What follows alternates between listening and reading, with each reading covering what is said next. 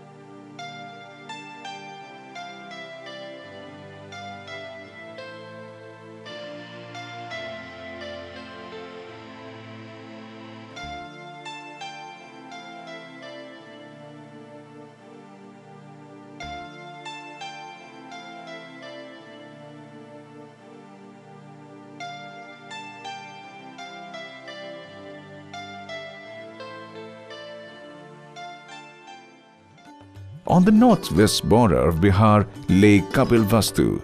Today, it is famous in the lower Himalayas as Talit Kotla. This is where Lord Buddha was born as Prince Siddhartha. As he grew older, Prince Siddhartha gave up his home and material comforts and set out on a journey to discover truth. After wandering through many forests and other mountains, he finally reached a forest called Uruvela. This Uruvela is today famous as Bodh Gaya. The ancient temple at Bodh Gaya is the most important Buddhist place of pilgrimage.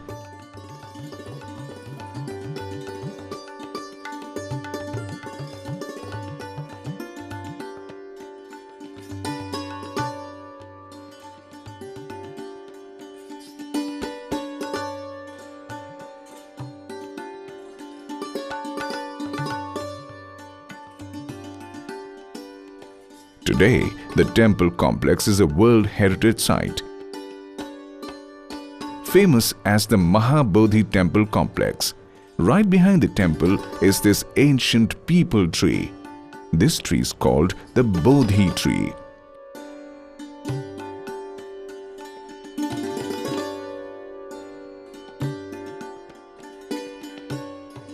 It is under this tree that Prince Siddhartha went into meditation, and it is here that he gained enlightenment.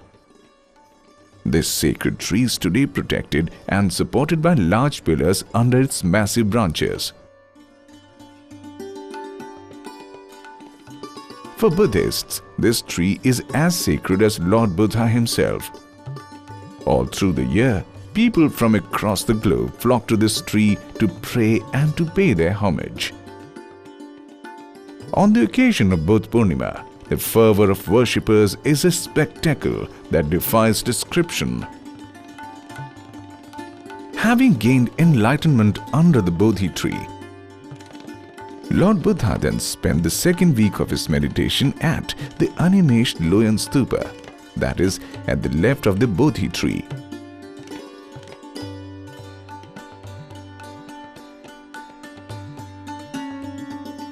It is said that Lord Buddha had spent that week standing and contemplating unblinking at the Bodhi tree.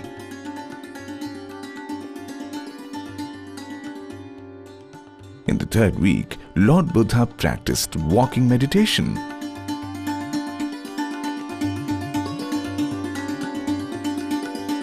Behind the temple and towards the left of the Bodhi tree is the monument that marks this meditation. Legend says that lotus flowers sprung up along the path that he walked between the Bodhi tree and the Animeshed Loyan Stupa. This is now called the Ratanak Chakram or the Jewel Walk. The fourth week of Lord Buddha's was the most intense. It is said that it is then that he achieved complete enlightenment, body and soul. So complete was his enlightenment that his body started emanating colored rays of light. The complex also has a tree called the Ajapal banyan tree. This tree is at the front of the temple in the center of the inner doors. At one time, trees flourished here, but today a column marks this place. Lord Buddha sat here for the fifth week of his meditation and attained nirvana and became one with God.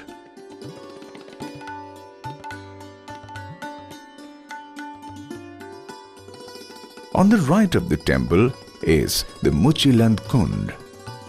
In the sixth week, Lord Buddha disregarded the elements, wind, thunder, rain, sunshine, and once again went into deep meditation to become one with God.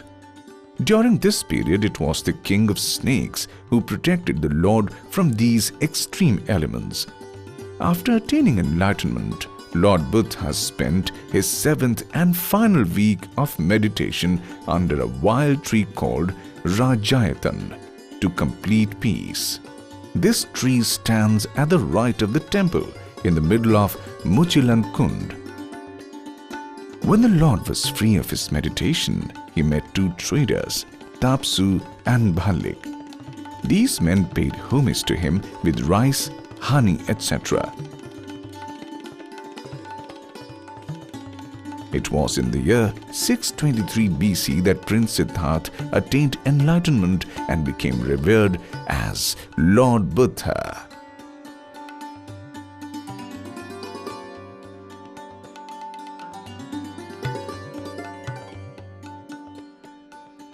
Uruvela became a place of pilgrimage due to the efforts of King Ashok.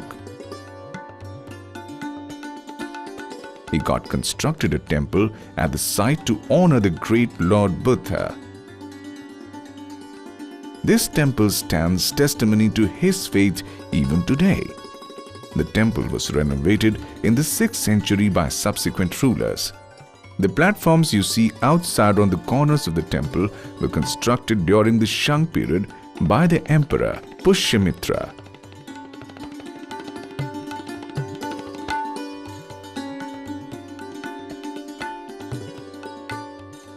Today, the Mahabodhi temple complex sees Buddhists from all corners of the world come to pay their homage and to pray.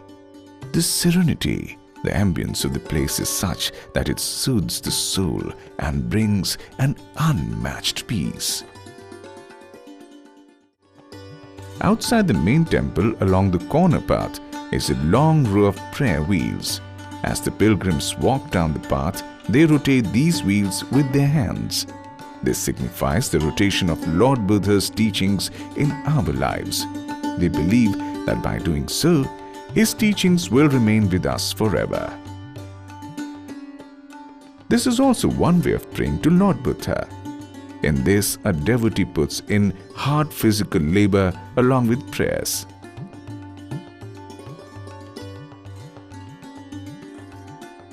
The main temple is about 170 feet in height.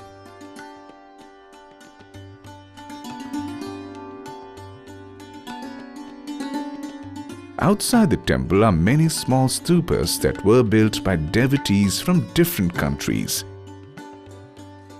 They built these when their wishes were fulfilled.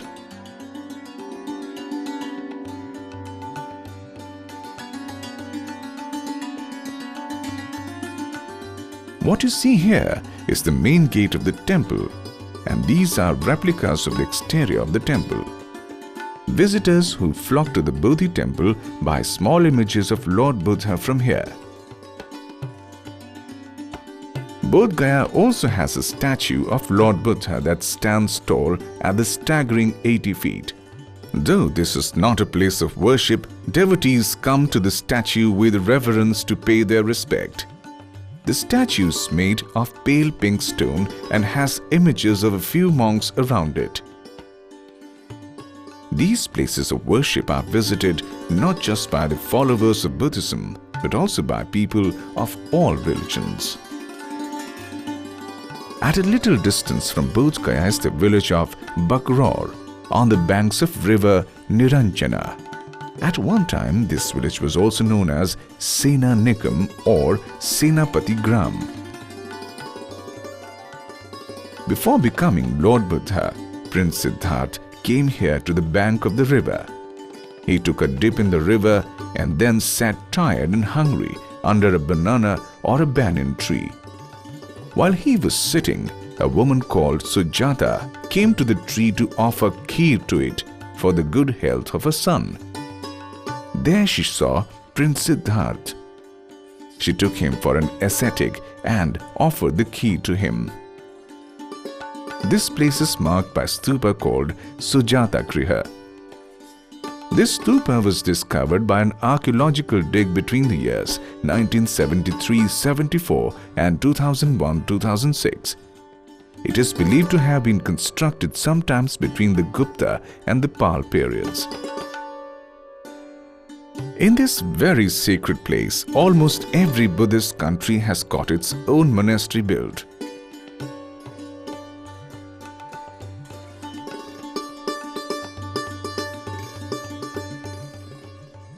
The first person to build a monastery there was the Sri Lankan king Meghavarman. The foundation for this was laid in the year 330. The Sri Lankan monastery that stands there today is not the original one. However, the site of it is the same as the original. The monastery too has a large temple within it for the monks to pray in.